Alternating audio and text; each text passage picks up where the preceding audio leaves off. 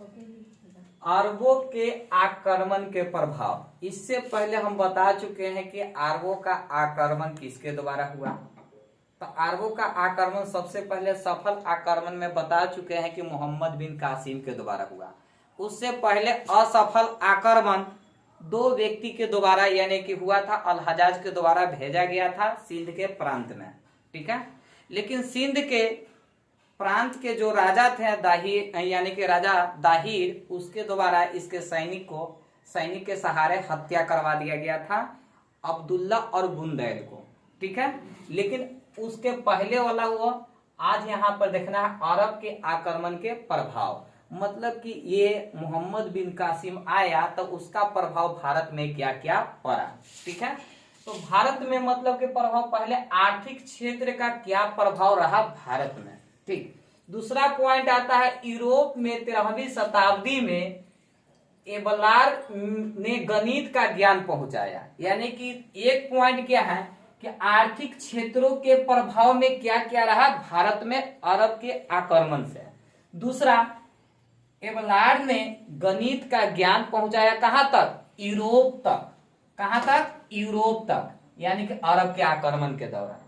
फिर यहां पर अरबों ने गणित का ज्ञान अल ख्वारिज़मी के द्वारा यानी कि पहुंचाया गया कहां तक, अरब में गणित का ज्ञान।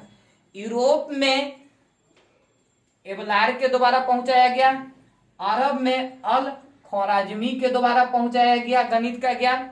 और भारत में अरबों के प्रभाव से क्या क्या हुआ, तो भारत में वर्गमूल की प्रणाली आया। यानी कि वर्गमूल हम लोग मैथ में सीखते हैं, वो आया किससे, अरब के प्रभाव से।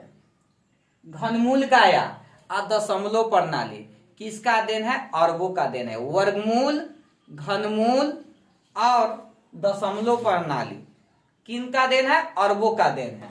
प्लस में दशमलव प्रणाली को हिंसा कहा गया। क्या कहा जाता है, हिंसा कहा जाता है दशमलव प्रणाली का। आर्थिक के क्षेत्र में क्या क्या प्रभाव हुआ, तो आर्थिक के क्षेत्र में भारतवासी क्या सीखे, जल मार्ग से एक जगह से दूसरे जगह जाना सीखे।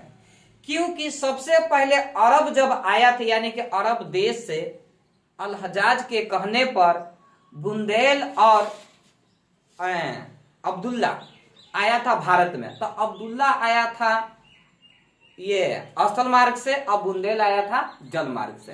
तो यही से होता है यानी कि जल मार्ग के माध्यम से भारतीय अफ्रीका तक पहुंच गए, एशिया में पहुंच गए और यूरोप में पहुंच गए। किसके माध्यम से, जल मार्ग के माध्यम से यहाँ पहुंच गए। यानी कि 3 जगह पर, अफ्रीका में, एशिया में, यूरोप में। फिर उसके बाद ये क्या हुआ कि सिंध के क्षेत्रों में ऊंट पालन की प्रथा चला दिया। क्योंकि अपने साथ अरब आया था मोहम्मद बिन कासिम, तो 6000 घोड़ा, 6000 ऊंट, 6000 भारी उठाने वाला सामान, वह 3000 ऊंट लाया था। यानी कि 6000 अपने साथ ऊंट लाया, 3000 ऊंट भारी भरकम उठाने वाला ऊंट लाया था, 6000 घोड़ा लेकर आया था और 5 मशीन लेकर आया था। 5 मशीन में से 2 प्रकार का मशीन था, एक का नाम मंजिक था, एक का नाम नौफता था। ठीक है, मंजिक मतलब कि भारी पत्थरों को उठाकर फेंकने वाला था और नौफता छोटे पत्थरों को उठाकर फेंकने वाला था।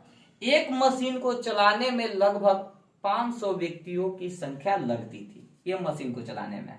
तो देखो, सिंध के क्षेत्र में ऊंट पालन की प्रथा का शुरुआत हो गया अरब के प्रभाव के कारण।